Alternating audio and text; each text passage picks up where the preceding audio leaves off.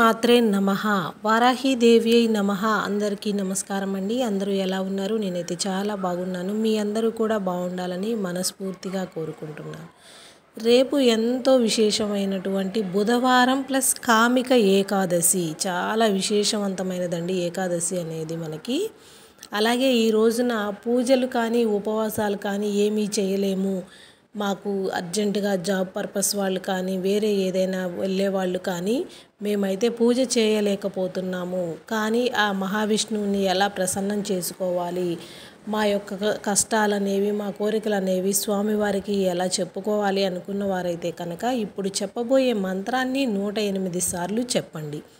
అలాగే ఎవరైనా మేము ఇంటి దగ్గరుండి చేసుకోగలము, మేము ఈ పూజా కార్యక్రమం చేయగలము అనుకున్న వాళ్ళు తులసి దళాలతో కనుక పూజించినట్లయితే ఆ స్వామివారి యొక్క అనుగ్రహం అనేది 100కి 100% ఉంటుందండి. ఎందుకంటే అంత విశేషవంతమైన ఈ కామిక ఏకాదశి తులసి దళాలతో పూజించటం వల్ల ప్రతిఫలం అనేది చాలా గొప్పగా ఉంటుందన్నమాట.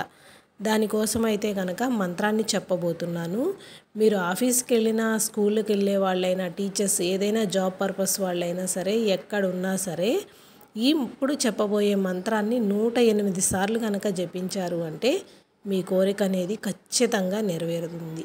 ఎందుకంటే మనం మహావిష్ణువుని ప్రత్యేకంగా పూజలైతే చేయలేము. ఏకాదశి రోజున చేయటం వలన ఫలితాలు అనేవి ఎక్కువగా ఉంటాయి. చాలామందికి తెలుసండి, తెలియని వారి కోసం మళ్ళీ చెప్పటం జరుగుతుంది. అయితే ఏ సమయంలో జపించాలి అనేది దీనికి నియమాలు లేవండి. మీకు నచ్చినప్పుడు మీరు ఎక్కడ కూర్చున్నా సరే ఈ మంత్రాన్ని జపిస్తూ ఉండవచ్చు. అలాగే నాన్ వెజ్ తిన్నవాళ్ళు కానీ, డేట్లో ఉన్నవాళ్ళు కానీ జపించవద్దండి. ఇది పూర్తిగా స్వామివారి దేవుని అనుగ్రహం కోసం కాబట్టి జపించకూడదు కూడా. ఆ మంత్రాన్ని అయితే నేను ఇప్పుడు స్క్రీన్ పైన స్క్రోల్ చేసి చదివి వినిపిస్తానండి. ఖచ్చితంగా ప్రతి ఒక్కళ్ళు కూడా ఆ స్వామివారి కృపకు పాత్రులు అవుతారని, మీ యొక్క కోరికలను, మీ యొక్క ఆర్థిక సమస్యలు అనేవి తీర్చుకోవటం కోసం ప్రయత్నిస్తారని అనుకుంటున్నాను. ఇప్పుడైతే కనుక మీకు మరొక విశేషం చెప్పబోతున్నానండి. ఏదైనా భూమికి సంబంధించి వ్యవహారాలైనా, భూపరపతి కొనుగోళ్ళైనా ఏవైనా సరే కూడా రేపటి రోజున కనుక మీరు చేశారు అంటే అవి కొనుగోలు చేయటం వలన కానీ, లేదా వాటి యొక్క అంటే బయానా అగ్రిమెంట్లు జరగటం వలన కానీ మీకు ఆ భూమికి సంబంధించిన రావటం అనేది మంచి ఫలితాలు అనేది ఇస్తాయండి. ఎందుకంటే రేపు అంత శక్తివంతమైన రోజు కూడా కాబట్టి. లేదా ఎవరైనా కొనుక్కున్నారు అంటే బయానా ఇంత అని డబ్బులు ఇచ్చి ఆ స్థలాన్ని మన సొంతం చేసుకునేందుకు కొంత డబ్బులు అనేది ఇవ్వడం జరుగుతుంది కదా. అలా ఇచ్చినా కూడా మీకు దాని మీద పెట్టే పెట్టుబడి వలన మంచి లాభాలు అనేవి కలుగుతాయండి.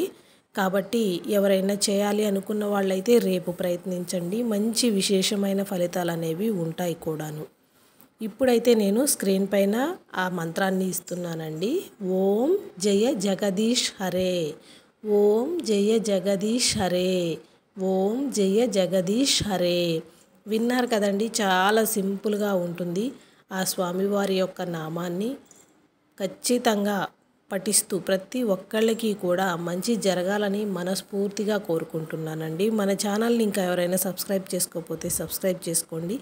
మన వీడియోని నచ్చినట్లయితే ఒక లైక్ అనేది ఇవ్వండి, ఇంకొంతమందికి షేర్ అవుతుంది. Thanks for watching this video. Please do subscribe. స్వస్తి.